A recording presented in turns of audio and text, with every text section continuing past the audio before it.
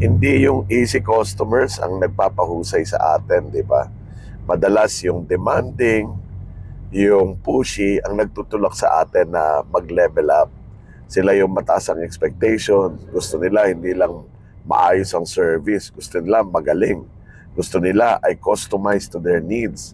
At kapag kakulang ang serbisyo mo, talaga makakarinig ka sa kanila. Nakakainis minsan, yes, pero doon tayo gumagaling. Ganon din sa leadership. Hindi yung laging tahimik o kaya yung sunod-sunuran na staff ang nagpapahusay sa leader. Madalas yung matanong, kumokontra, humihingi ng paliwanag at nagsasabi ng nakikita nilang problema, sila ang tumutulong sa ating makita ang blind spots natin.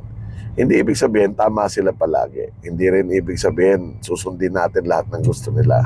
Pero kung marunong tayong makinig, mag-isip at mag-adjust, nagiging mas mahusay tayong leader. Kaya next time na may challenging customer or challenging team member, huwag agad isipin na sakit sila sa ulo. Baka sila yung training ground mo.